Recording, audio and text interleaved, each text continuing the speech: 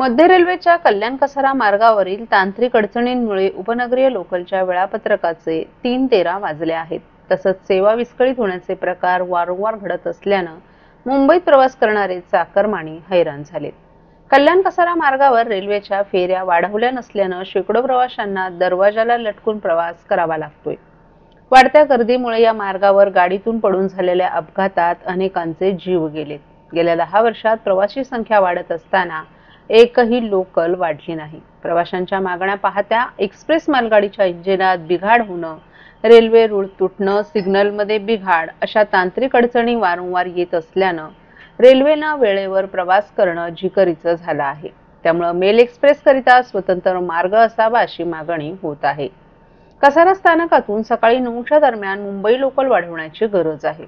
त्यावेळी कसाऱ्यातून मुंबईकडे जाणाऱ्या मेल एक्सप्रेस कसारा स्थानकात थांबवल्यास मुंबईमध्ये नोकरीसाठी जाणाऱ्या प्रवाशांना सोयीचं होईल।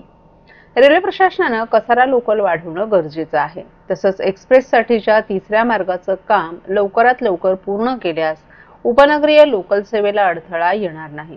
कल्याण ते कसारा रेल्वे प्रवासादरम्यान उशिरा धावणाऱ्या लोकल ट्रेन 3ऱ्या रेल्वे मार्गाबाबत रेल्वे मंत्र्यांची भेट घेऊन निवेदन देण्यात आले।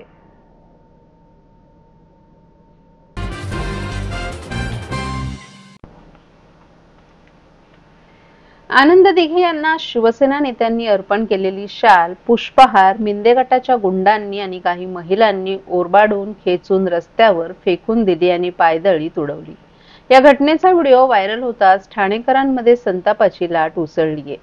धर्मवीरांचा घोर अपमान करणाऱ्या मिंद्यांनी टेंभे नाक्यावरील पुतळ्याजवळ नाक घासून माफी मागावी अशी मागणी काल शिवसेना उद्धव बाळासाहेब ठाकरे पक्षाच्या महिला आघाडीनं केली आहे। आनंद दिघे यांच्यावर सिनेमा काढून स्वतःची पोळी भाजून घेणाऱ्या मिंद्यांच्या या कृत्यानं माझा आनंद हरपला अशी भावना व्यक्त होते। शिवसेनेच्या नेत्यांनी रविवारी ठाण्याच्या टेंभे नाक्यावरील धर्मवीर आनंद दिघे यांच्या पुतळ्याला पुष्पहार आणि शाल अर्पण करून अभिवादन केलं। यामुळे मिंदे गटाचा प्रचंड तिळपापड झाला। त्यांच्या हुल्लडबाजीला काळीचीही किंमत न देता शिवसेना नेत्यांनी धर्मवीरांच्या पुतळ्याला अभिवादन केलं। त्यामुळे मिंदे गटाचे बगलबच्चे बिथरले आणि त्यांनी थेट पुतळ्याकडे धाव घेऊन त्यांच्या गळ्यातील भगवी शाल आणि पुष्पहार ओरबाडून काढला। मिंद्यांच्या हिना डिसोजा नावाच्या महिलेने चमकेगिरी करत हा हार आणि भगवी शाल थेट रस्त्यावर भिरकावून पायदळी तुडवली। फुकटची प्रसिद्धी मिळवताना आपण धर्मवीरांचा घोर अवमान करत आहोत याचं साधं भानही त्यांना राहिलं नाही। त्याचा समाचार आज शिवसेनेच्या महिला आघाडीनं पत्रकार परिषद घेऊन केला आहे। देवाला घातलेल्या हाराचं निर्माल्य झालं तर त्याचंही पावित्र्य राखून विसर्जन केलं जातं। देवाला घातलेला हार कुणी पायदळी तुडवतात का?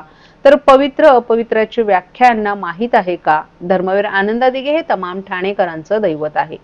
आनंद दिघे तुम्हाला किती समजले आणि त्यांच्याबद्दल तुम्हाला आत्मीयता किती आहे याचाही आता पर्दाफाश झालाय। मिंदांनी स्वतःच्या फायद्यासाठी सिनेमात वाजवलेले माझा आनंद हरपला हे गाणं खऱ्या अर्थानं त्यांनी सार्थ करून दाखवलं असा संताप महिला आघाडीच्या जिल्हा संघटक रेखा खोपकर यांनी केलाय।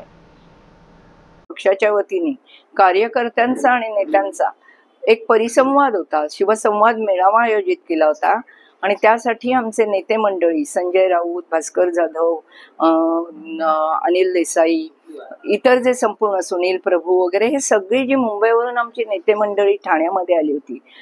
ठाण्यामध्ये आल्यानंतर नेहमीच्या रिवाजाप्रमाणे ज्यावेळी शिवसेनेचे किंवा इतर कोणीही नेते ज्यावेळी ठाण्यामध्ये प्रवेश करतात त्यावेळी दिघे साहेबांच्या पुतळ्याला त्या ठिकाणी वंदन करतात।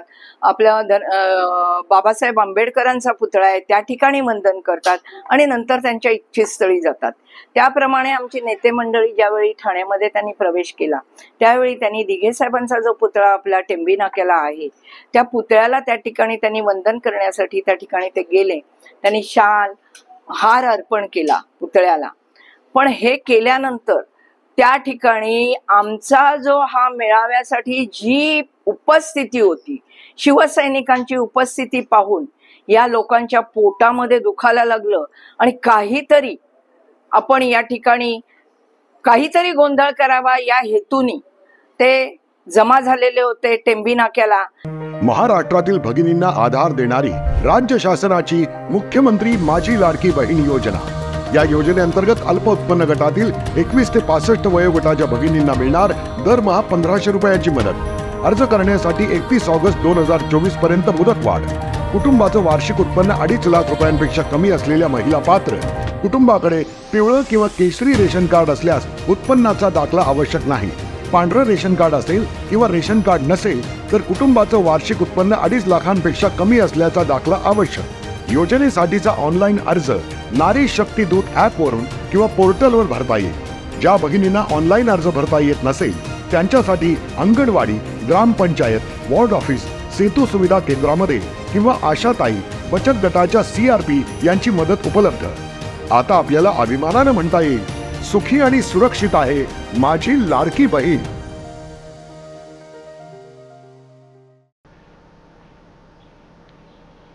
ऐरोली काटई या महत्त्वपूर्ण मार्गात येणाऱ्या शीळ, डावले, डोमखार आणि देसाई या गावातील भूसंपादनासाठी महापालिकेच्या तिजोरीत खडखडाट झाल्यानं हा प्रकल्प रखडण्याची चिन्ह झाली आहेत। त्यामुळेच यातून मार्ग काढण्यासाठी पालिकेनं राज्य शासनापुढे हात पसरलेत। ठाणे महापालिकेनं जमिनीच्या भूसंपादनासाठी शासनाकडे तब्बल 408,75 लाखांची मागणी 7 महिन्यांपूर्वीच केली आहे। ऐरोली काटई मार्ग हा नवी मुंबई आणि कल्याण डोंबिवली शहरांना जोडणारा महत्त्वाचा मार्ग आहे।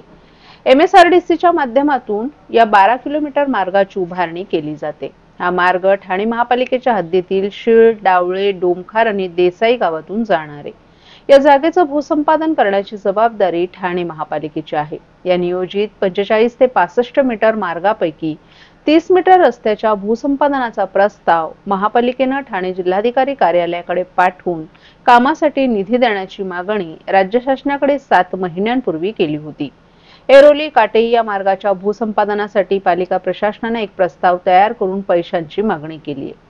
कोरोनानंतर पालिकेची आर्थिक स्थिती बिकट झाली आहे। आजही पालिकेची स्थिती सावरू शकली नाही।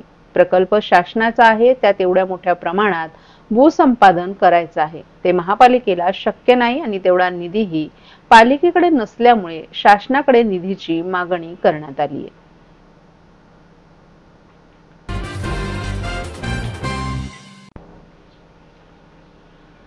श्री कोपिनेश्वर सांस्कृतिक न्यास आयोजित स्वागत यात्रेचं यंदाचं हे रौप्य महोत्सवी वर्ष असल्यानं न्यासानं 28 मार्च रोजी उपवन येथे तर 29 मार्च रोजी मासुंदा तलाव येथे गंगा आरतीचं आयोजन केले। त्यासाठी वाराणसीहून पंडितही येणार असल्यानं ठाणेकरांसाठीही पर्वणी ठरणार आहे। ठाण्यात श्री कोपिनेश्वर सांस्कृतिक न्यासातर्फे नववर्षानिमित्त महिनाभर विविध कार्यक्रमांचं आयोजन करण्यात आले। विशेष करून तरुणांचा सहभाग वाढवण्याकरिता आयोजकांकडून विशेष प्रयत्न केले जात आहेत। महाविद्यालयांमध्ये विविध व्याख्यानांचं आयोजन केलं जात आहे। तसंच युवा दिनानिमित्त न्यासाकडून युवा दौडचं आयोजन देखील करण्यात आलं होतं। या युवा दौडमध्ये मोठ्या संख्येनं युवक वर्ग सहभागी झाला होता। 12 मार्च रोजी भारत 2047 युवकांचा सहभाग या विषयावर व्याख्याते दीपक करंजकर यांचं व्याख्यान होणार आहे। तर शनिवारी 22 मार्च रोजी संध्याकाळी 6 वाजता श्री कोपिनेश्वर मंदिर प्रांगणात नृत्यधारा हा कार्यक्रम होणार आहे। यामध्ये ठाण्यातील विविध नृत्य संस्थांचं सादरीकरण होईल। तर रविवारी 23 मार्च रोजी संध्याकाळी 6 वाजता भव्य सांगीतिक कार्यक्रम होणार आहे। तर यंदा वाराणसी येथील पंडितांकडून भव्य गंगा आरतीची अनुभूती ठाणेकरांना अनुभवता येणार आहे। 28 मार्च रोजी उपवन येथे तर 29 मार्च रोजी मासुंदा तलाव येथे ही गंगा आरती होणार आहे। मासुंदा तलाव येथे होणाऱ्या गंगा आरतीसह दरवर्षीप्रमाणे दीपोत्सव देखील होणार असल्याची माहिती न्यासाच्या वतीनं देण्यात आली आहे।